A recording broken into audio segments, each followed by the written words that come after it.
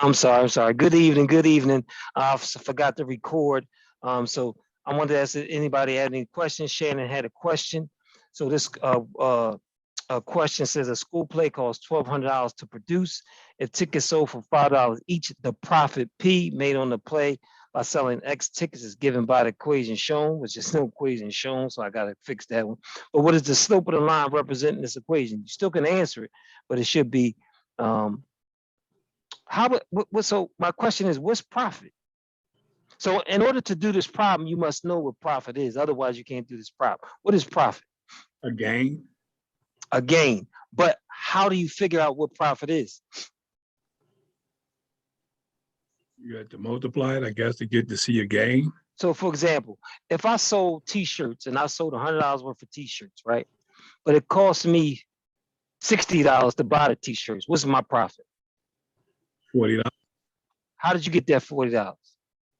Because if you got 100 t-shirts and you got 40, that only leaves 60. So your profit, oops, and this is very important. This is very important. Your profit is your total revenue. That's all the money you bring in minus any expenses. Okay.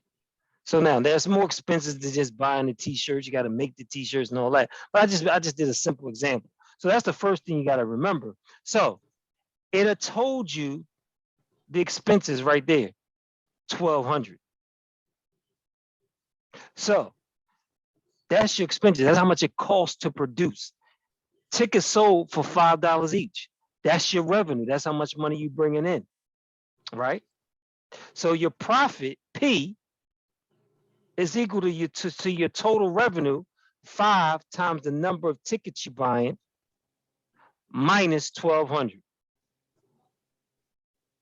So your equation would be P equal 5x minus 1,200.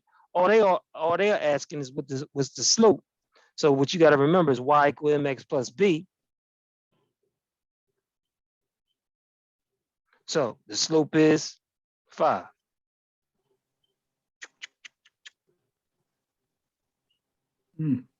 So those are the things you got to remember. Everything if they ask for equation of line slope, well, you thinking y equal mx plus b. And they use different variables here, but it's still the same process. Remember, we can change the variables. That doesn't matter. So you know what? Let me see if, because we talk about word problems. Let me see if I can show you something right here to kind of help you with those word problems. Let me open up. Let me see if I can find it. Word problems. Let me see if I can find it in my email real quick. Hold on. Let me see if I can find it in your equations. Word problems. Let's see if I can find it. Okay. Let's see what that is. Do I got an attachment there? That's exactly what I'm looking for right there. That's exactly what I'm looking for right there. Let me open it up. And I have some other things that people ask questions for. They're not here, but I still go over it. All right, so this is what you want to do. All right, let's look at this problem. This is very important for you to understand. Let's look at number, I don't know. I guess we can look at number 1. We'll start with number 1. See if I can move that over. Oops, can I make it a little bit small? All right, let's look at number 1. The cost of a school banquet is $95 plus $15 for each person attending. Write an equation that gives the total cost as a function of the total number of people attending. What is the cost for 77 people? So the first thing you're going to do is, first of all, you got to clear your brain, because you just read that and it just, what are they talking about? Your brain just got fried. So remember, always identify what's given, identify what they're asking. So the first thing you want to realize in order to start this problem is they're asking for an equation of a line. So right there, we're going to start with y equal mx plus b. When they ask, oh my goodness. Oh, hold on for, oh my goodness. Oh my goodness. I'm sorry. I'll be right back. I apologize. Okay, so what you want to remember is the thing that they actually says write an equation. Immediately when they say write an equation, you're thinking y equal mx plus b, where m is your slope and B is your y-intercept. Okay, so let's look at this. The cost of a function, a school banquet, is $95. Now, let me ask you a question. If 5 people come, how much is the cost of the school banquet? Okay, so that'd be 95 times 5. Right. So 90, not times 5, and say plus $15 for each person, right? Okay. But let me ask you a question. But the cost of the school banquet is $95. So the banquet is going to cost you $95. So no matter if 0 people come, 1 person come, 10 people come, 20 people come, it's going to cost you $95. So that's the total. No, that's not the total. It's going to cost you $95. No matter how many people come, that banquet facility is going to cost you $95. Oh, okay. Okay, right? that's just for the facility. Just for the facility, right? Okay. So that's not going to change no matter what. That's how you can identify what your y-intercept is. Because remember, that's not going to change. Okay. Now, depending upon how many people come, so if 1 person come, it's going to be $15 times 1.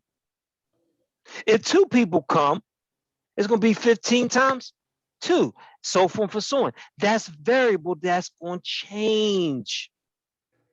So when you talk, 77 people times 15. hold on. So if you notice so I want you to be able to identify what's not going to change and what's going to change. Because what's not going to change is going to be your B. What's going to change is going to be your M. So now when we substitute those values into our slope-intercept form, we're going to get y equal 15x plus 95. That's our equation of the line. So you want to be able to identify what's changing and what's not changing. But how do you know where to start? Well, the first part, when they ask for that equation of the line, that's the y equal mx plus b. So from this word problem, we're trying to identify what the slope is and what the y-intercept is. But in a word problem, you got to know what to look for. So the b, or the y-intercept, is not changing. So no matter how many people come, that $95 is going to be charged. That's your y-intercept. Now, what's variable? What can change? Depending upon how many people can come. 15 times whatever, how many come. So this is your equation of the line, y equal 15x plus 95. But the second part of that question is, what is the cost for 77 people? So is that 77, is that going to go at x, or is that going to go for y? X. X. So then you're going to plug that in. Y equal, 15. I don't know what kind of 1 hour. 15 times 77 plus 95. You're going to grab your calculator. You're going to grab your calculator. Let me clear it out first. So 15 times 77 plus 95. So it's going to cost you $12.50. y equal 12.50. Now, this would cause the confusion for so many people. Remember, I started with y equal mx plus b, right? You still can use y equal mx plus b. So $1,250 is the cost of 77 people. This is a 2-part problem. First, they asked for the equation. Next, they said how much the 77 people cost. So you can use this equation to find out how much this banquet is going to cost, no matter how many people come. That's the advantage of having a linear equation. And this is one of the biggest mistakes people make in going into business. Identifying all the expenses and creating an equation for it. So now, watch this. Let's go to another example. Let's see if we can identify what's not going to change, what's going to change first. So let's look at number 3. Roman paid $150 to join a handball club. He pays an additional $15 every time he uses one of the club's handball courts. Write an equation that best describes Roman's total cost for playing handball as a function of the number of times he plays. Again, this is what caused the confusion. As a function of the number of time he plays, let C equal to total cost, let N equal the number, that doesn't matter. When they see write an equation, you're thinking Y equal MX plus B, right? Now, okay, so what is not going to change no matter how many times he comes to that club? 15, he pays an additional $15 every time. Nope. What's not going to change no how many times he comes? 150. The 150. So is that your M or is that your B? That's your M. Nope. Remember. Oh, so no, this- that's your B. That's because it that's your don't B. change. So Right. remember, so what you got to remember is there's two things you got. What is a constant? A constant means it's not going to change. Right. Variable means it can It's- change. So that's the key word you're looking for. Your B, the $150, it doesn't matter if he come one time or 100 times, he's still got to pay that fee to join the handball club. That's your B. Now, what's variable depending upon how many times he comes, right? Mhm. That's going to be your M. What is going to be your M here? $15. The 15. So let's rewrite it. So if my M is $15, my B is 150, what's going to be my equation on the line? Be 15x. So all equation lines start with what? Y equals 15x plus 150. Plus 150. Hold on, Mr. Tinsley, but they're not talking about Y and X. They're talking about C and N. Remember, variables can be called anything. So instead of Y, the total cost will be 15 times how many times he come plus 150. So instead of Y, that's my C. Instead of X, the number of time he plays, instead of X, that's your N. Okay. But it all still started with Y equal MX plus B. You're just changing the variables to accommodate what they want your variables to be called. So here,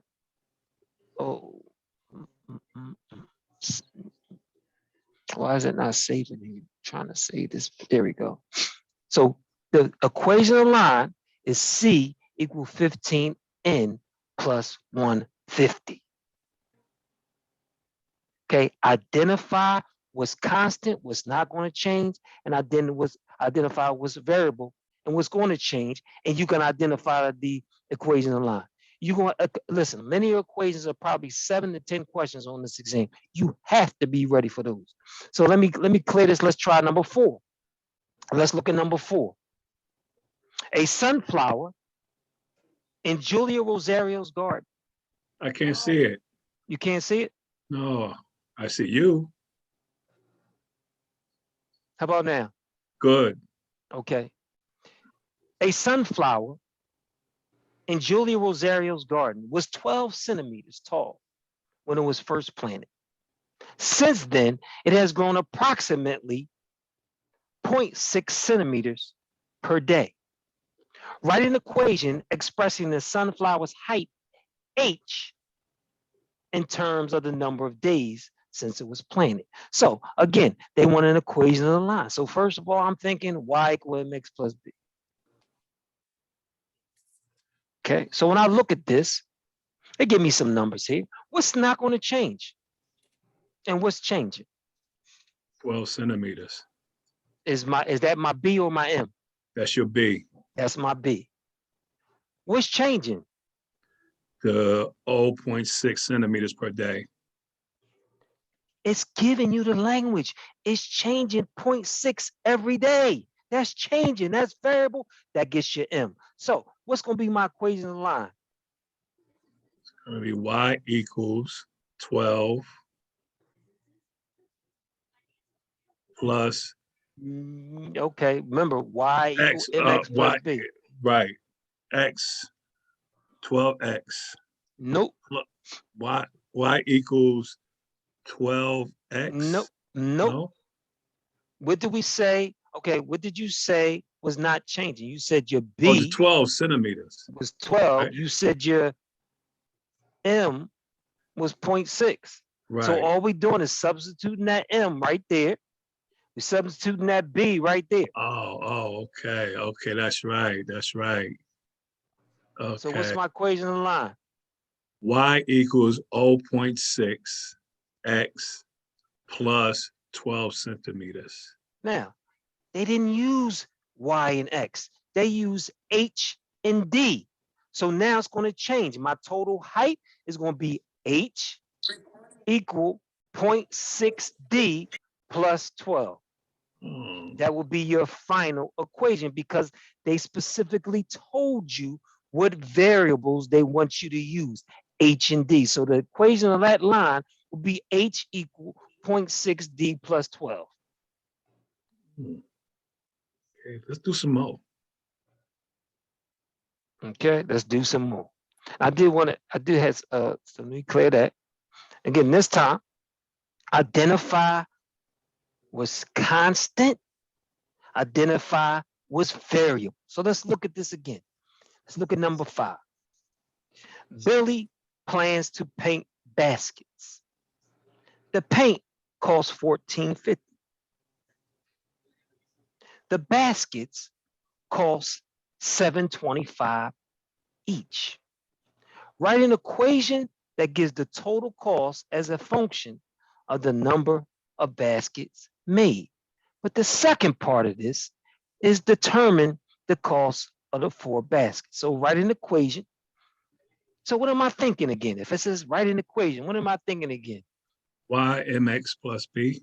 Y equal mx plus b. So I want everybody to take a couple seconds right now, and I want you to identify what B is and what M is. So I want you to send me in the chat, M equal whatever you think it is, B equal and whatever you think it is. So I'm gonna give everybody about a minute. Billy plans to paint baskets. The paint costs $14.50. The baskets cost $7.25 each. I want you to identify which one is your M and which one is your B. And I'm gonna give you 1 minute. And then we're gonna go over this problem. I'll give you 1 minute. I'm only giving you 1 minute. That's right, pressure bust pipes.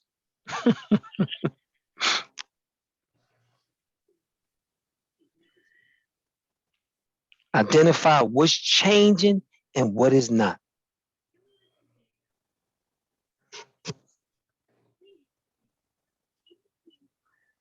And send it to me in the chat. M equal, B equal.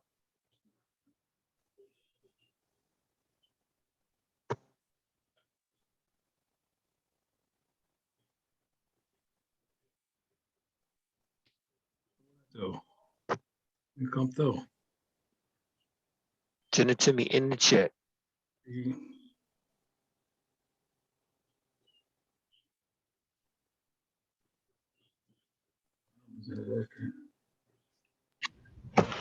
I'm trying to send it, but I can't.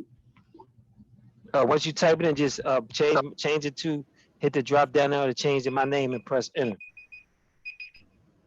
I'm a point. Okay. So you sent it to everybody. You ain't changed my name, but let's see. So Oh, I'm sorry. I'm at work and I don't know how to send it. I'm sorry because it's not that's my fine. regular computer. Okay, so now put M equal. But So I'll you tell got, you what I have. okay, so time is up. So so only one person. Okay, there we go. B equal. I got it.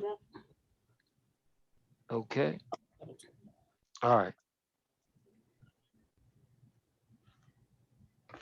Anybody else want to submit their answers? Because listen, you can't be scared to make a mistake. Meant to You put can't be 14 scared to make a mistake. That's how learning is done. And that's the biggest mistake people make is they are fearful of making mistakes. No, you should be happy to make mistakes. Why? So you can learn from them, so you won't make mistakes in the future. That's why you got training programs. Nobody knows how to take blood from the doors. You have to So- practice on an orange first, hundreds So of times before you're ready. So the slope is what's changing? The slope is what can change, and the y-intercept is what's not going to change. So if the paint costs $14.50, will that ever change? No. No, so that should be. That's not going to change. No matter how many baskets you make, you already bought the paint for $14.50. So if you make 1, 2, 3, like I spent $300 for the year for my website. No matter how many people buy my book, it does not matter. That's a fixed cost that's not going to change. That's constant. Now, the baskets cost $7.25 each. Depending how high my demand is, I'm gonna have to buy a different number of baskets. I'm gonna have to buy 2 this week, 4 next week, 10 the following week. This changes. That's your M. That's variable. So now, since you identified your B, you identified your M, what will be my equation of the line? I equals. Somebody else want to say it or just me? Should I go ahead? Y, P equal M X plus 1450. Plus 1450. I heard that part. What'd you say before that? Yes, What'd you say before that? 750, 7.25 Mm-hmm. X, There you go. Perfect. That's perfect. Y and the Y equals- is P. No, where you get P from? What P you talking about? What P you talking about? What? They Oh, ain't I'm talking sorry, about I'm no thinking P. about the paint. No, that's good right there. No. That's good right there. Don't we ain't making no variables up right here. Y equals 7.25x plus 1450. Now the second part of that, it says determine the cost of 4 baskets. So what is X standing for? X is standing for the number of baskets. So that 4 is going to be plugged in right there. 7 times 725. So in order to, now listen, I'm going to use the calculator. I don't want to mess up. So I'm going to use my calculator as much as I want, as much as I can. 725 times 4 plus 1450. 29. So 4 baskets. I heard somebody say 29. Where'd you get 29 from? Yes, I did. 725 times 4. She didn't do the plus 14. Where'd you get the 29 Right. from? 7.25 times 4. Right. That's only how much the baskets cost, though. If we want to know how much it's going to cost for us to make those 4 baskets, we need to incorporate or include the cost of the paint. right. So we got to add that 1450. So that's what we get. Good. The total cost of 4 baskets will be 4350. 4350. Now, this is the difference, though. This is what you got to remember. That paint may have been enough paint to do 8 baskets. It might have been enough to make 10 baskets. But here in this case right here, they saying how much does it cost for 4? Since that, how much is that? Remember, that expense that you already put out has already been, you already paid that out. So you got to include that. So for the cost to make 4 baskets, gonna cost you 4350. Now, this is where this is how you decide how much you're gonna cost. I mean, how much you charge per basket. So for example, if you made 4 baskets, if you charge $10, you just lost money. You just lost money. If you charge $10 per basket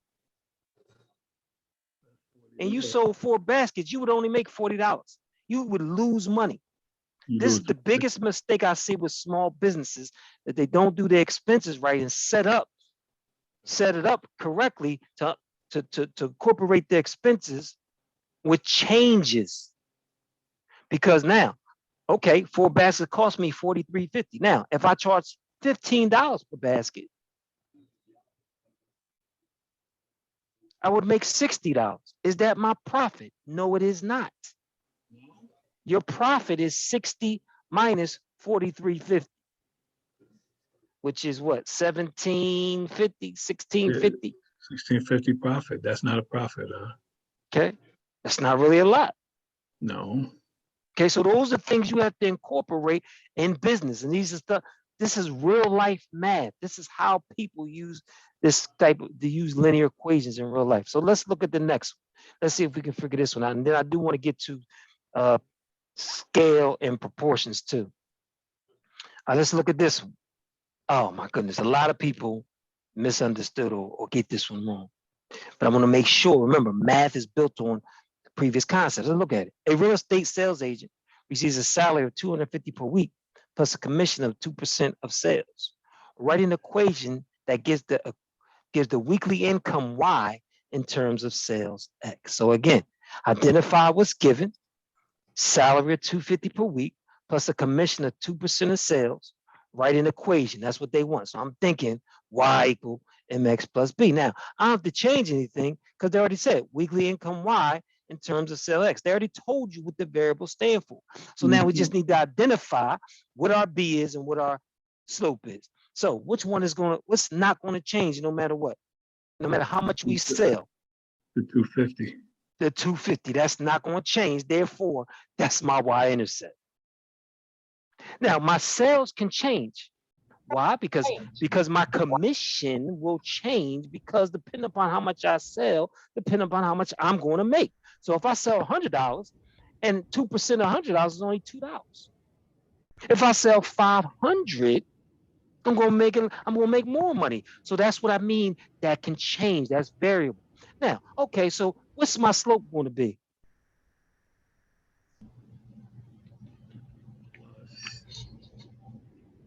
What's my slope going to be? What's my M going to be? M going to be 2. Nope. 2%. 2%. Oh, 2%. Okay. Not 2. You're not making $2. You're making 2%. How do we write 2% as a decimal? 0.02. 0.2. Not 0.2. 0.2. No, 0.02. Remember, 0.02. 0.2. Nope, not 0.2. Percent means per, means out of, which is division. Is division. Cent is 100. 100 cents in a dollar.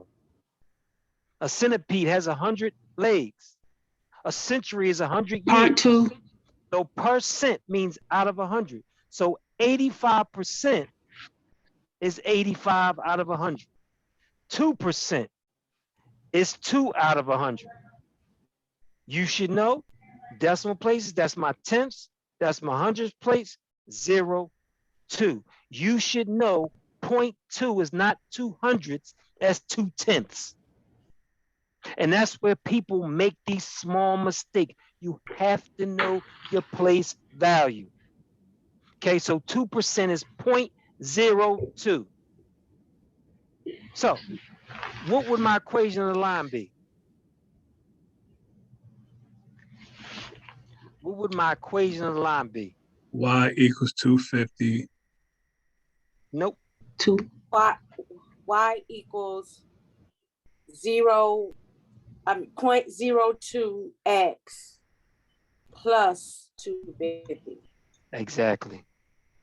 Identify what's not going to change and what's variable.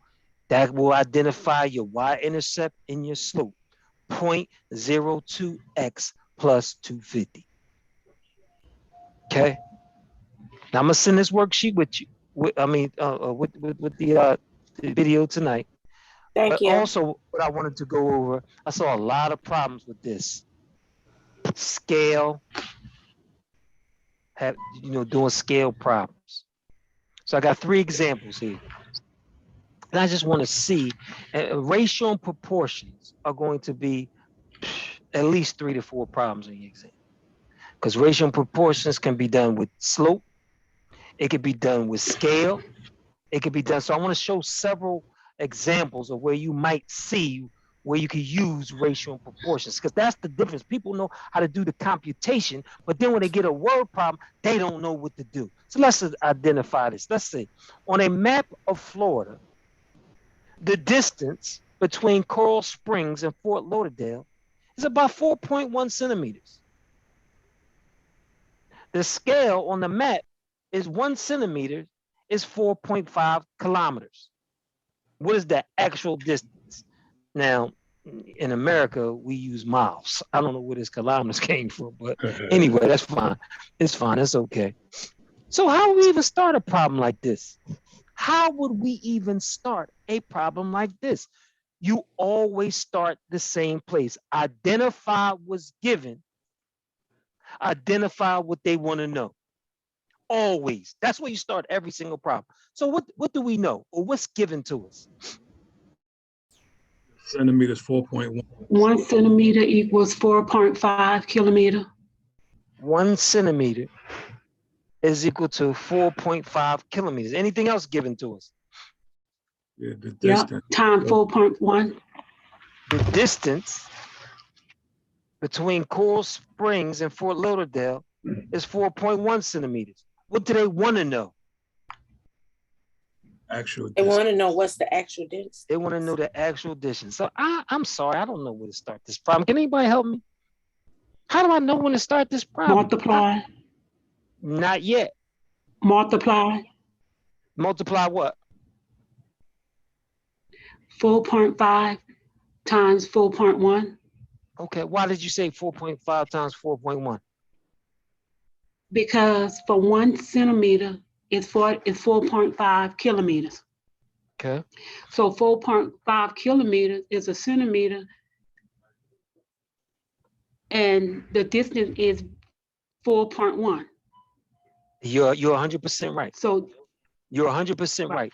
The reason why you can do that is because they gave you what's called the unit rate. They gave you how long 1 centimeter is. Unit meaning 1. So they gave you the unit rate. So once you know the unit rate, all you got to do is multiply. So 4.5 times 4.1. And I'm not going to make any mistakes. 1845. 1845. Let me just make sure. I don't know. I don't know I think what so. 4.5. Let's see, 4.5. I think so. I'm not sure. Well, we don't have to be sure because we have our calculator. 4.5. It's 18. It's I don't know why I keep making 18.45. mistake. Times 4.1 equal 18.45.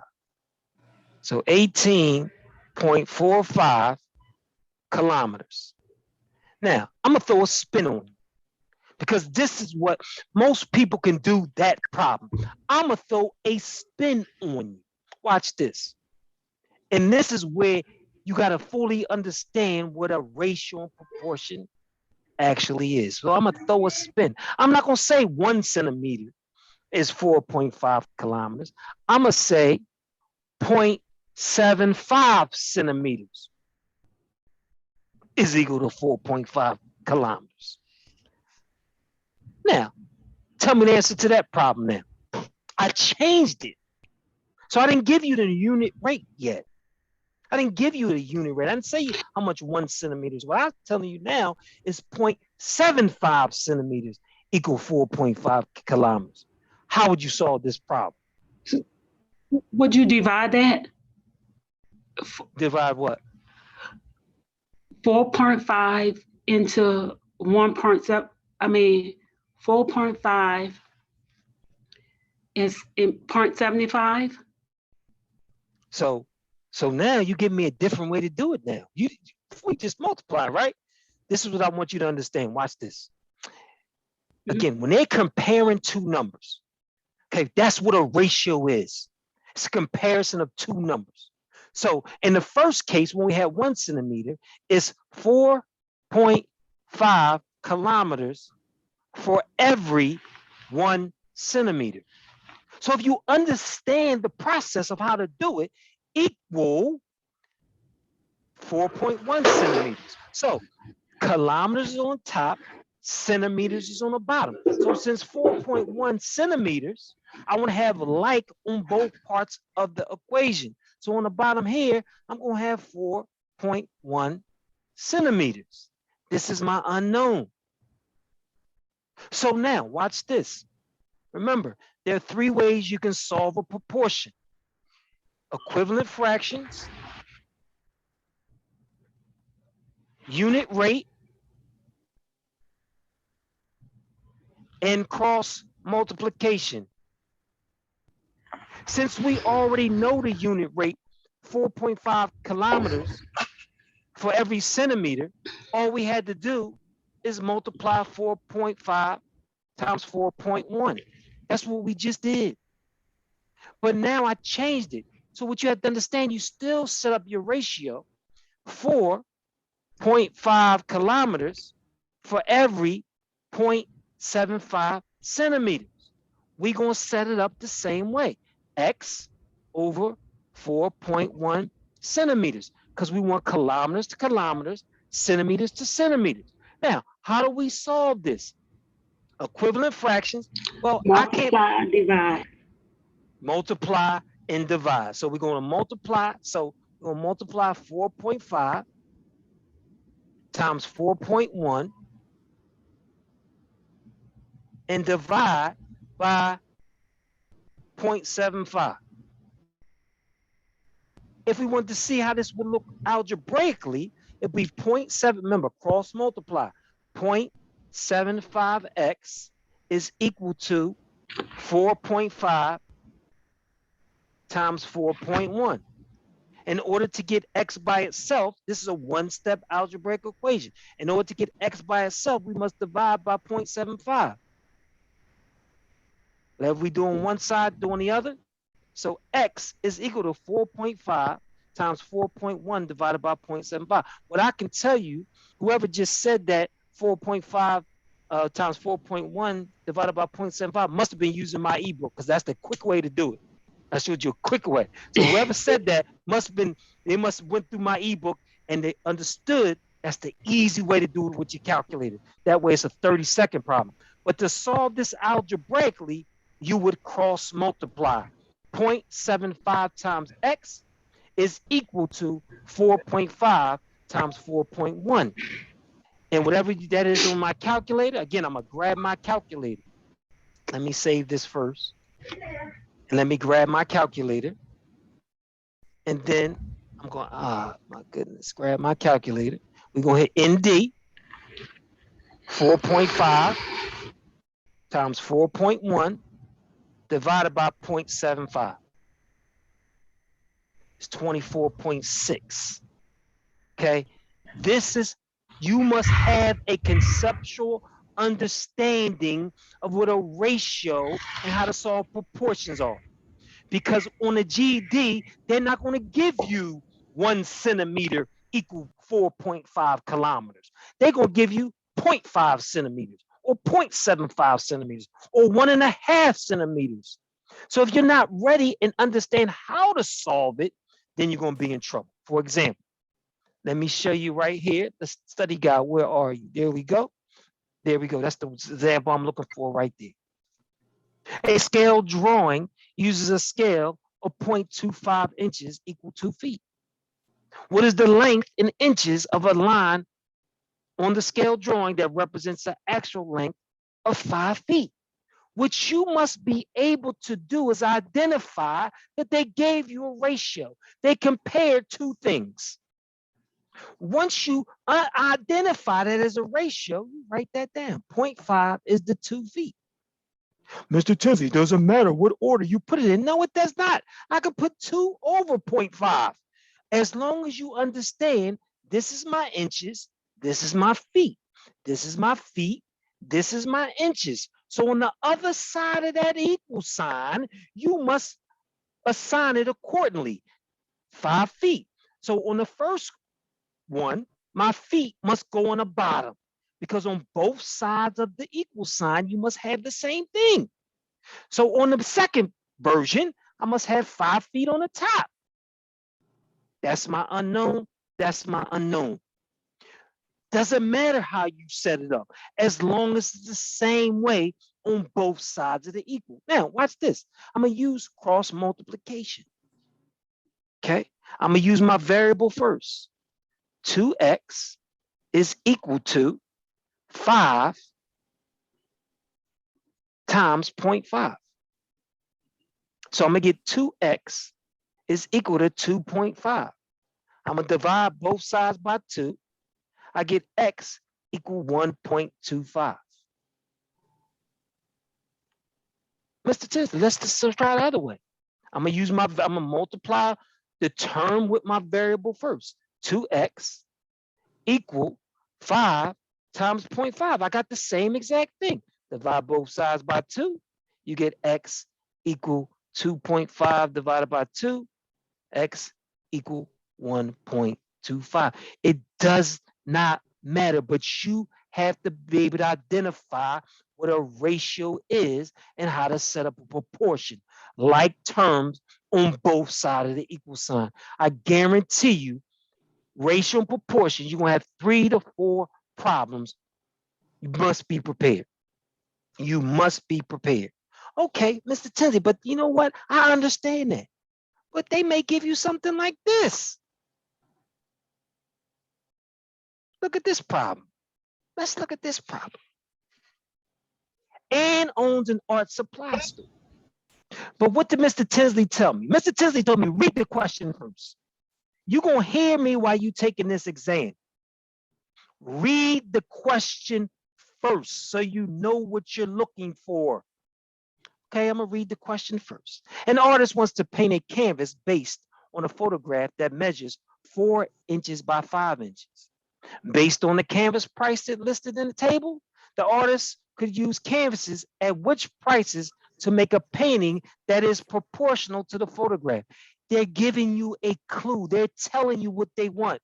That is proportional. They're telling you got to use proportions. So, what's given? 4 by 5. They want to know what sizes are proportional to 4 by 5. So 4 by 5 is the proportion I'm looking for. Click on the canvas prices you want to select. These are the canvas prices in their sizes. So they got 8 by 10. So it's 4/5 proportional to 8 by 10. Can anybody tell me yes or no? And tell me how do you know? No. It's 4/5 It's 16 by 20. By 10. 16 by 20. No, hold on. We're not going to 16 by 20 yet. We got to do each canvas. This is why you must read the problem. It says click on the canvas prices, plural. Ooh. That's proportional to 4 by 5. So we have to do each one. So is 4/5 proportional to 8 by 10? No. Okay, what do we have to, so remember, I told you to solve a proportion, equivalent fractions, unit rate. Yeah, it is. Oh, yeah, it is. It is. It is. It Cross is. multiplication. Right. It, Yeah, 40/40. Right. it is. So what do I have to multiply 4 by to get 8? 2. 2. So whatever I do to the top, I do to the bottom. Is 5 times 2, 10? Yes. Yes. So 8 by 10 is proportional to 4 by 5. Does everybody understand that? Mm-hmm. Now, even though this is a proportion problem, there's 3 ways you can solve it. The easiest, equivalent fractions. So 8 by 10 is proportional to 4 by 5. Let's go to the next one. Let me change my color. The next one is 16 by 20. Is 4/5 equal to 16 by 20? What do I have to multiply 4 by to get 16? 4. 4. Whatever I do to the top, I do to the bottom. Right. It's 5 times 4, 20. Yep. Yeah. So it's 16 by 20 proportion. Yes. Yes. Okay, I'm gonna go to the next one. Now I'm running out of room, so I'm gonna move back to the left. 4/5, 18 by 24. Is there any number that I can multiply 4 by to get 18? No. No, there is none. So, not proportional. So, not proportional. Let's go to the next one. 4 by 5 is equal to 24 by 36. Is there a number that I can multiply 4 by to get 24? 6. 6. So whatever I do to the top, I must do to the bottom. Is 5 times 6, 36? No. No. So that's not proportional. So the 2 prices now, you got to do a second step. You have the canvases that are proportional, but they want to know the prices. 643 and 1165. So you must check the 643 and 1165. That's a multi-tiered problem. But you must, first of all, when you read that question, proportional. Then you must know how to solve a proportion. Equivalent rate, unit rate, or cross multiplication.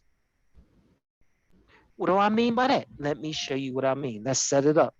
4/5 is equal to 8 by 10. 4/5 is equal to 16 by 20. 4/5 is equal to 18 by 24. 4/5 is equal to 24 by 36. If you cross multiply, you should get the same answer. For example, 4 times 10 is what? 40. 40. 40. 5 times 8 is what? 40. Check. 40. That's proportional. 4 times 20 is what? 4 times 20. Oh, it's 80. Is 80. 60. 60. No, Oh, 4 4 times times. 20 is 80. 16 times 5 is what? 70, 80. 80. So they're proportional. Mhm. Again, you can use the calculator for these, but this is just when you cross multiply, they must be equal to each other in order to say they're proportional. Now, I'm going to do it. This is mental math. So I'm going to do it for you. 4 times 24. Most people can't do that in their head. But yes, you can. 4 times 20 is 80 because 24 is made up of 20 plus 4. So 4 times 20 is 80. 4 times 4 is 16. You add them together, you get 96. Okay, so I got 96. 5 times 18.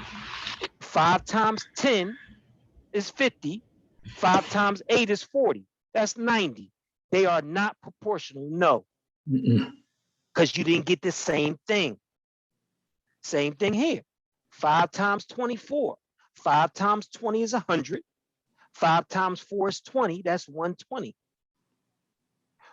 4 times 36. 4 times 30 is 120. 4 times 6 is 24. So 120 and 24 is 144. So that's also not proportional. Again, remember what I told you. You should start with your multiplication tables. You should know them. It'll make your job easier with your mental math. Because if you have to question every step that you do, you're not sure. Okay, but now you could also use your calculator, which I've been telling you. If you bought the ebook, I'll show you how to easily do all these problems. But again, the things you must get from this here, from this problem. And I'm telling you the steps. Read your question first so you know what you're looking for. 4 by 5, proportional, click on the canvas prices. Most people only answer one of these, and that's why they get it wrong. You want canvas prices. Which of these canvas prices are proportional? Which of these canvases are proportional? And then you got to select their prices. This is another ratio and proportion problem that you must know. So again, on Schoology, go under that pretest, make sure you got 100. In Schoology, I give you a pretest under each section. Go and make sure you get 100 under those first. Everybody jump into the practice test. Listen, it's a whole lot of work that has to do for you to practice this, to pass this test. It's no rush. Go to each section. Make sure you understand how to do each section. Because if you notice, this is not one step. This is not 2 steps. This is like 4 steps, 5 steps, 6 steps. But if you understand what a ratio is, you can do this easily. You can do it easily. On This is Mr. Tensley, on Schoology, does it give you the like if you get it wrong, does it give you the answer to show you how? No, it does not. It does not give you the answer because that's a pretest. We'll see what you know and you don't know. Okay. So then if you score a 30 or 40, that's telling you I need to review ratio and proportions. Okay. Then you go review it. Then you come back to it. Bang, let me take it. Oh, now I got an 80 or above. I can move past it. Okay. That's why I don't give you the answers, because what most people do is when they get the answers, they understand how the answer is done and they think they understand how to do it. But then when you give them a word problem, oh my God, I don't how do you do this problem? Everybody, when people hear word problem, oh, I don't know how to do it. Listen, yes, you do. This is why I made Schoology, so you can practice enough. So when you go take your test, nothing scares you. Read the question first. Understand what they want. Understand what's given. Listen, look at all this stuff they had you read. Most people will read this entire paragraph, go through this table, then read the question. They already 2 minutes into the problem already. If you read the question first, you will notice that you don't even have to read this paragraph here. Once you see proportion, 4 by 5, oh, I'm setting it up. 4 by 5, is that equal to 8 by 10? Okay, 4 times 10, 8, oh, it's 40. Yes, check. 4 by 5, 16, 20. 4 times 20, 80, 16 times 5. Oh, check. This is a 2-minute problem. If you know what you're doing. And this is why I made Schoology, so you can practice enough. So when you take that test, nothing shakes you. You can take those quizzes. I think that the minimum amount, you can take at least each quiz or each one 5 times. I think that's the max, 5 times. But that's a whole lot of practice that you can do and understanding what you have to do. Okay, remember, to pass the GED, you only need 58%. You don't need a little bit more than half. The foundations, whole numbers, fractions, decimals, percents, ratio, and proportions. If you are not strong in those areas, you're going to have problems with algebra. 55% of your exam is algebra. There is no substitute for hard work, period. So if you do some practice problems Monday, then you come to it on Thursday, then you come to it on Sunday, what you doing? On Sunday, you're like, man, what did I do on Monday? How did I do that again? No, you need to schedule out your, and I know we got kids, I know you have kids, you got jobs, you got other things you do. Listen, it's so much riding on this diploma, something got to be sacrificed. So you got to make a schedule to say, you know what, at least 30 minutes to an hour each day I need to put in. Mr. Tennessee, I work, I got kids, I don't have an hour. Well, guess what? In that between break time while you eating your lunch, okay, you got an hour. Go log on to Schoology and do those quizzes. I got so much. I got squares, cube roots, linear equations, slope between 2 lines. Have your calculator. Practice every single day. What you should notice is I only go over problems or the type of problems that you're going to see on your exam. Everything that we cover in every GED Monday, every quiz that you see on my Schoology site is a problem you're going to see on your exam. That type of problem. You're going to see it. I guarantee you. So therefore, if you already know this, listen, I cut out all that stuff that people got you. Listen, I get so many questions. Why are you studying that? I don't know where that came from. That's too hard. You don't need that. The level of difficulty that you need to pass this exam is in Schoology already. People send me all these difficult problems. I'm sitting there like, why? Because they got the Kaplan book and all these other books and all these. Listen, I've studied this exam to the point where if you go through that ebook and know how to use that calculator, because once you go through those practice problems in the ebook and then you come to Schoology, it's like, oh, I got you. Oh, yeah, I got this. Oh, boom, boom, boom, boom, boom, boom. Take the time to use that 2 weeks to go through that ebook first. Then you're going to go to Schoology site. You're going to take those pre-tests, whole numbers, fractions, percents, decimals, ratio, and proportions. Make sure you got those areas.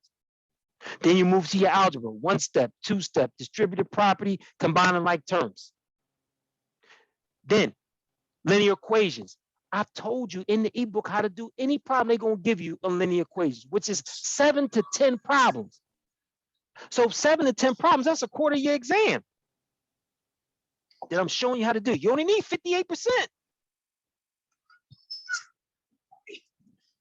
Listen to them to you. Invest the time doing that 2 weeks for that. I'm telling you, it's going to make your job so much easier when you take this time.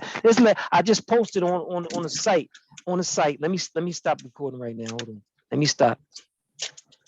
All right, I apologize. I got to go back over this again. I'm sorry because I wasn't recording. I'm gonna clear it. So let's look at this. I'm just repeating myself. I apologize. Laura is fundraising manager for a local charity. She is ordering caps for an upcoming charity walk. The company that makes the caps charges $6 per cap, given, plus a $25 shipping fee, given. Laura has a budget of $1,000. What is the greatest number of caps she can buy? So what you must realize is that this is variable, depending upon how many she can buy. So 6x. This is your B. That's not changing. Plus 25. And she can only spend up to $1,000. So less than or equal to $1,000.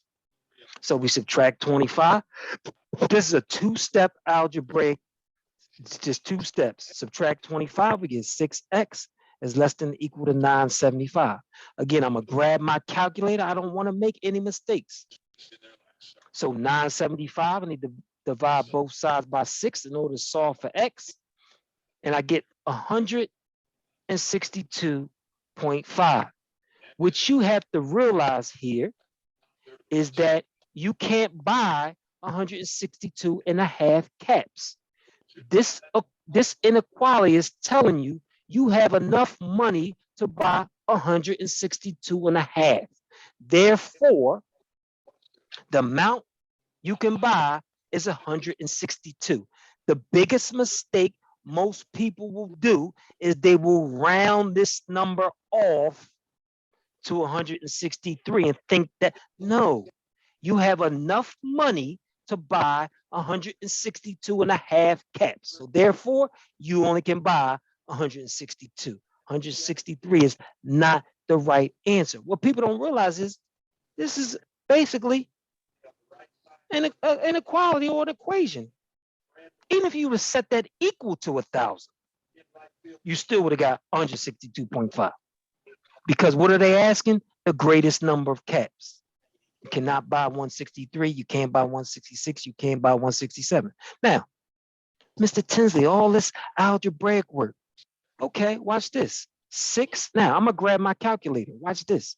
I'm gonna show you how to solve this with the calculator in 30 seconds. Watch this. Let me clear everything out. What you have to realize is that it's gonna cost you 6 times how many caps you buy plus 25. And that must be less than $1,000. Watch this. I'm gonna start with the last one since we know the answer is already 162. Watch this. 6 times 167 plus 25. Could I have bought that? No, I don't have enough money. I only got 1,000. Watch this. I'm gonna change my answer to now 166. Look at this calculator. Look what this calculator can do. No, still not. I don't want $1,000. Oops, why is this not moving here? Oh, well, I don't know. There we go. Enter, change that to 163 now. I have $1,000. I still can't buy it. Look at this. If you know how to use this calculator, you don't have to do the algebraic work. You don't even have to solve this algebraically. Now I can see that the only one, if I had $1,000, is 162. That's no algebra. That's not any algebra work at all. This is why I'm telling you, take the 2 weeks to go through this ebook. I'll make a lot of these problems so much easier for you, especially the more difficult problems. That's what's going to get you over the top to pass this exam. So, any questions before we leave? Because I'm having some stomach issues. let me take this recording off. Resume recording. So when you log in, practice tests and additional practice problems. Okay, so remember what I told you. Look at all these different areas you can practice on. Probability, exponent, square, square roots, cube roots. You have specific problems you can work on. So if you get your practice test, there's an area you need work on, you can come right here and just practice. But to answer your question, practice GED. If you notice, at the end of the practice GED, it says with feedback. So if you get it incorrectly, let me show you.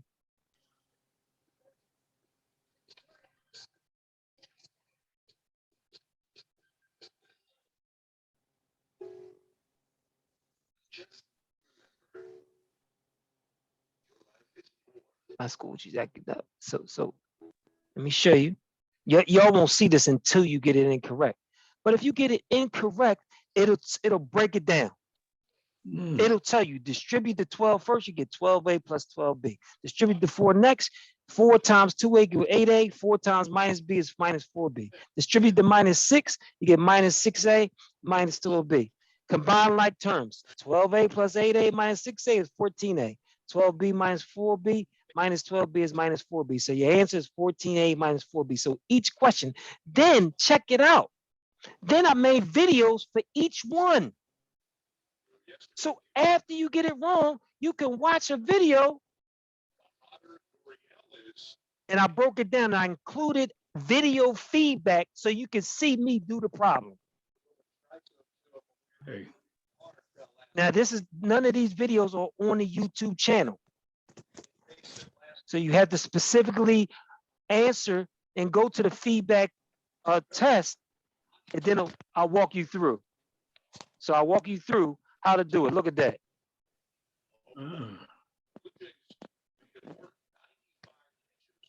So this is what I sent out.